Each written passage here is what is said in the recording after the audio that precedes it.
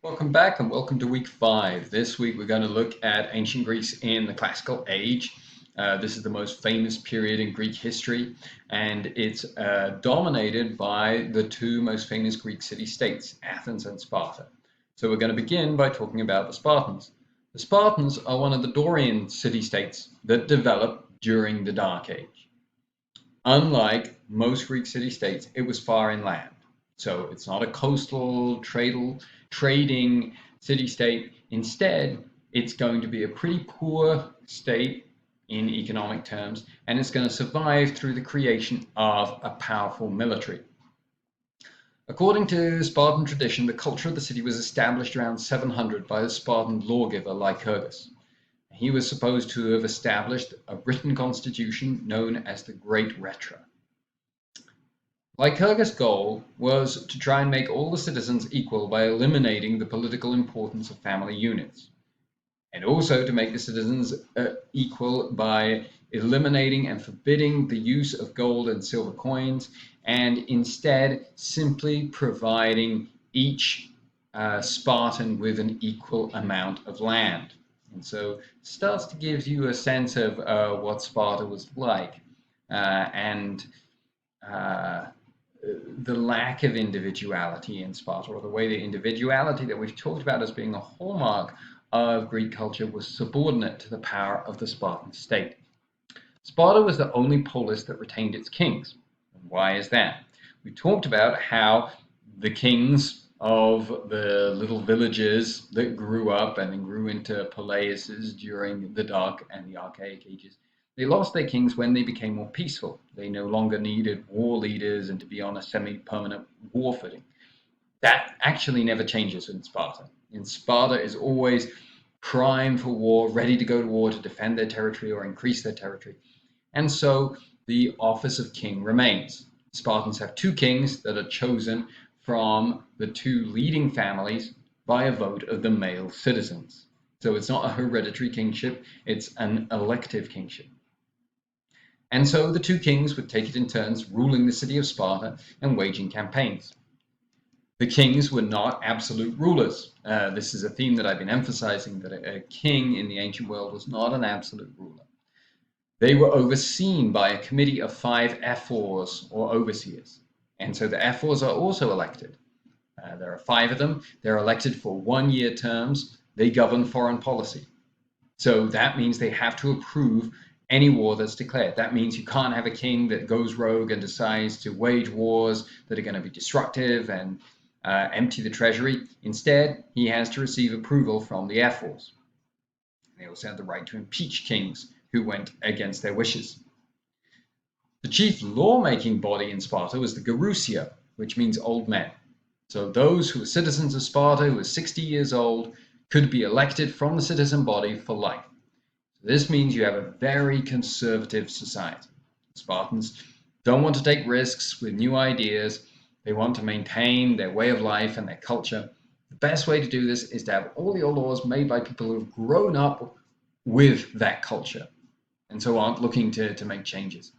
And who, once they've been elected, will remain in power for life. So this is the way to try and achieve a very stable society.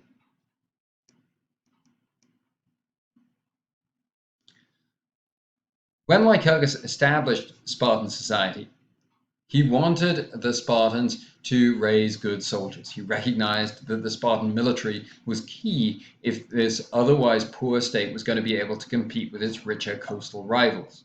So now if you move on to the next slide, if you're following along with the PowerPoint, we'll talk a little more about the life of a Spartan male. Spartan soldiers were professional campaigners, were professional soldiers. They were not militia like in the other cities where you're a merchant or you're a farmer and, okay, now we're going to war, everyone come and we'll give you the weapons, try and train you up to do the best you can. Spartans were trained throughout their youth to be ready to be professional soldiers for the state of Sparta. The Spartans were so confident in the strength of their military that they did not build a defensive wall for the city. They counted on the expertise of their military, and they thought that building a wall would make their military go soft. And the strategy was successful for 500 years. At birth, the infants were expected by the Air Force. And if they seemed unhealthy or malformed, they were exposed to die on the slopes of the neighboring mountain. So this is, again, a sign of how Spartan society could be very harsh, how the rights of an individual in this society were subordinate to the interests of the state. And so this is widespread infanticide that's practiced in Sparta, widespread eugenics as well. And those children who survived were raised to accept hardship. They left home and they carried their parents when they were at the age of 7, were trained to fight and survive in the harshest environments, and at the age of 20, they would be elected into elite army units. And every soldier in the unit had to vote for this new Spartan youth to join the unit. One negative vote meant they wouldn't make it into the military, and without making it into the military, they wouldn't hold the rights of citizenship. So the Spartans maintain another aspect of Greek society that we talked about last time, and that is that your rights of citizenship are tied to your willingness and ability to fight to defend the state, and to put your life on the line to defend the state.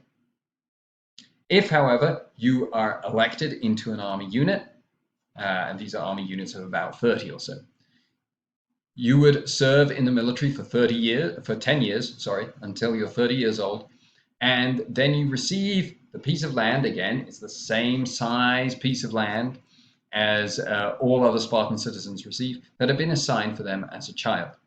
And so this is just enough land for them to become economically independent, but it's not enough land for them to be corrupt or not to need to support the state. From this point on, they were encouraged to marry and raise up sons. They could live at home rather than at the military base, but they were expected to, or required to, remain available for active military service for another 30 years until they turned 60, when they could retire, or they could offer themselves up for election to the Gerousia. Girls in Sparta received a rigorous physical education and were also taught to be tough, so that they could help raise children. They oversaw household economies. They provided food for the army. They were the only Greek women who could inherit property and appear openly in public, and they had a reputation for fearlessness. So here we see the tension in Spartan society, where you have a society that's training people for great deeds, training men and women to endure suffering, endure difficulty in order to provide a great service to their community, fighting and dying for the community, raising up children for that community. But at the same time, it's underpinned by this great harshness, the harshness that's encapsulated by being willing to leave a newborn baby to die if that baby is seen as not best suited to the needs of the state. So this is the paradox of Sparta. And Spartan society is a closed society. Move on to the next slide here. If you're not born a Spartan, it was very difficult, if not impossible, to become a Spartan citizen.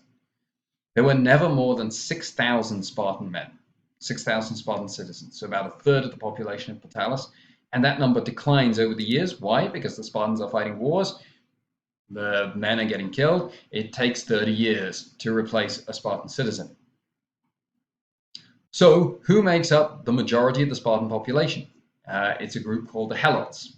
These are the descendants of the peoples that the Spartans had conquered.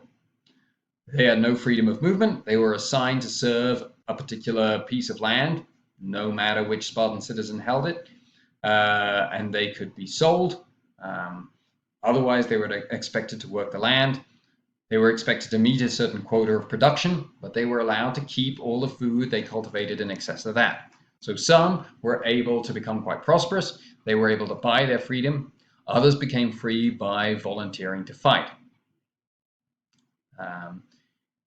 Now, not a large number of Helots are able to earn their freedom, but it's important to recognize the distinction between the type of slavery of the Helots and the type of slavery that most modern Americans think of when they think of slavery, which is the slavery of the pre-Civil War United States. There's nothing here that makes someone a slave. There's nothing here about these slaves and who they are and their lineage or their heritage that means that they have to be a slave.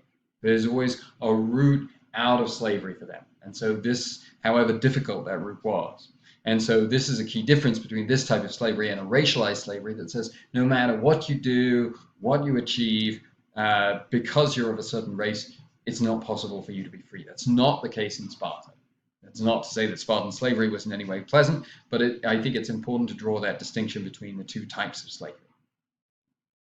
So only about 5% of the Spartan population were citizens. Another 15% were free men who were not free men and women who were not citizens. So they had their freedoms, but they were not allowed to vote in the Gerousia or vote for the king, and they hadn't carried out this 40-year period of military service. The rest of the population were helots, and so the Spartans faced constant struggles to keep the helots under their rule. And this should dissuade you if you think that helot conditions were pleasant. The Spartans knew that these conditions were not pleasant. They were always worried about a helot uprising. And this affected Spartan policy because it meant that the Spartans are always reluctant to fight campaigns a long way away from home. Why is this? It's because they're worried that if the Spartan army is a long way away from home and there's a helot uprising, the kings and the society are going to be overthrown. So you see the insecurities that are present in Spartan society alongside the great strengths, and that's what I want to emphasize. Great virtue, great brutality, great strength, also great insecurity. So Sparta is really fascinating in this way. We're going to stop here and talk about Athens in the next video.